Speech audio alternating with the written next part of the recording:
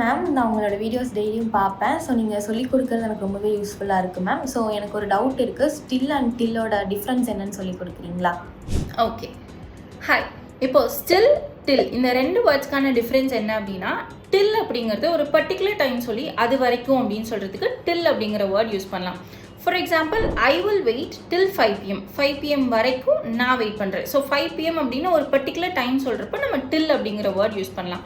இதுவே ஸ்டில் அப்படின்னா பாஸ்ட்லேருந்து கண்டினியூஸாக இப்போ வரைக்கும் அப்படின்னு சொல்கிறோம். இந்த பாயிண்ட் வரைக்கும் அப்படின்னு சொல்கிறதுக்கு ஸ்டில் அப்படிங்கிற வேர்ட் யூஸ் பண்ணலாம். She is still waiting at the restaurant. So ரெஸ்டாரண்ட்டில் இப்போ வரைக்கும் பாஸ்ட்லேருந்து இப்போ வரைக்குமே வெயிட் பண்ணிகிட்டே தான் இருக்கா அப்படின்னு சொல்கிறதுக்கு ஸ்டில் அப்படிங்கிற வேர்ட் யூஸ் பண்ணலாம். ஸோ இந்த கான்செப்ட், இந்த டிஃப்ரென்ஸ் உங்களுக்கு எல்லாத்துக்குமே புரிஞ்சிருச்சுன்னு நினைக்கிறேன்.